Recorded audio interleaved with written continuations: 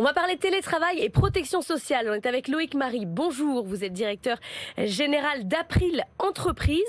On va parler couverture des risques ensemble. C'est pas parce que je suis en télétravail que je peux forcément ne jamais me faire mal. C'est possible d'avoir un petit accident. Est-ce que les salariés se considèrent aussi bien protégés chez eux qu'au bureau ?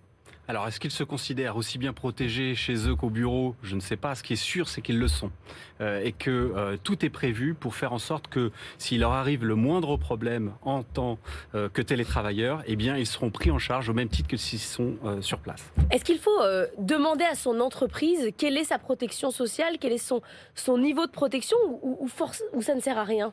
Alors, c'est pas nécessaire. De toute façon, l'employeur, systématiquement, à partir du moment où des garanties sont acquises, eh bien, le collaborateur en a l'information lors de son recrutement et l'ensemble des évolutions de son contrat d'assurance sont prises en charge et communiquées en temps voulu, généralement au début d'année, au moment des renouvellements.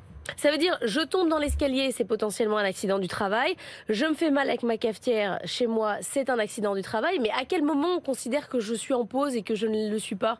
Eh bien, là, c'est pas très clair, c'est pas très, identifiable. Donc, ce qui est sûr, c'est que sur la partie télétravail, on a des moyens digitaux pour savoir à quel moment le collaborateur travaille, se connecte et le moment où il se déconnecte. À partir du moment où il est connecté et chez lui en activité de télétravail et que c'est validé dans les thématiques, notamment d'accord télétravail avec son manager, eh bien, il est pris en charge au titre de ce travail. Mais tout le monde n'a pas des horaires fixes.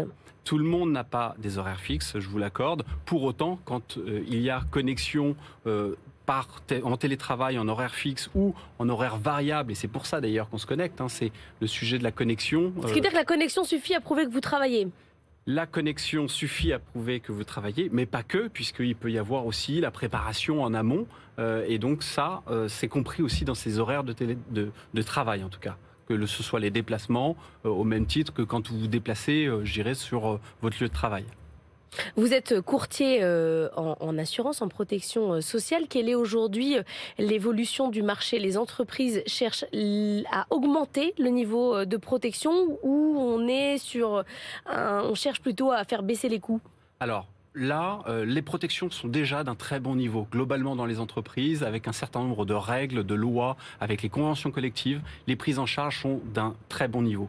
Ce qui est important de noter, c'est plus sur la partie recherche d'outils complémentaires, notamment de prévention. C'est là où les entreprises vont aller chercher des avantages complémentaires, et y compris pour se démarquer de la concurrence aussi. Alors elles vont chercher quoi comme type de prévention ? Eh bien, les préventions qu'elles vont aller chercher, c'est toutes les thématiques qui vont permettre aux collaborateurs de s'épanouir un peu plus, d'être en mesure d'identifier ces périodes un peu plus délicates dans leur vie, notamment l'équilibre vie privée, vie pro, parce que forcément, ce travail à la maison ou ce télétravail va venir grignoter l'espace personnel. Donc c'est ceux qui vont chercher de l'assistance psychologique, des lignes rouges, c'est quoi ? Exactement, donc on va avoir de l'assistance psychologique, on va avoir des outils digitaux aussi pour permettre de se tester sur le plan psychologique.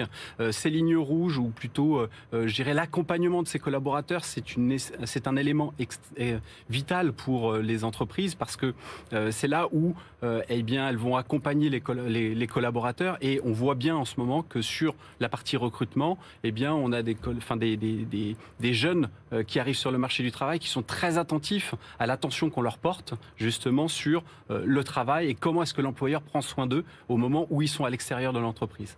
Mais on pourrait se dire tout ça, c'est la protection personnelle, ça devrait passer par l'assurance individuelle. Non, vous vous dites que ça fait partie du cadre que doit apporter l'entreprise. Moi, ce que je pense, c'est que l'employeur se doit d'intervenir pour le bien-être de ses collaborateurs. S'il gère ce bien-être de ses collaborateurs, derrière, il y aura de l'efficience sur le plan du travail. Donc, si les entreprises décident de prendre soin de leurs collaborateurs, à la fin, on aura des collaborateurs qui seront mieux et on évitera des thématiques comme le burn-out. Vous voyez, la critique qu'il y a derrière, c'est que vous dites...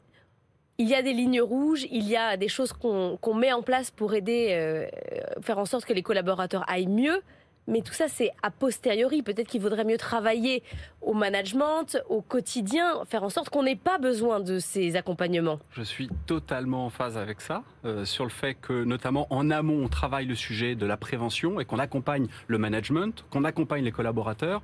Et on voit bien que quand on met en place des formations d'accompagnement sur les difficultés rencontrées, qu'elles soient liées au télétravail ou à des appels difficiles reçus par les collaborateurs, on voit que quand ils ont cette formation, ils reprennent de la hauteur et du coup, ça leur permet d'être plus à l'aise aussi dans leur travail ensuite. Donc évidemment, le sujet de la prévention, de la formation sont des sujets évidemment à mettre en place. Mais qu'est-ce que vous venez faire, vous, après l'entreprise, en tant que courtier d'assurance, là-dedans?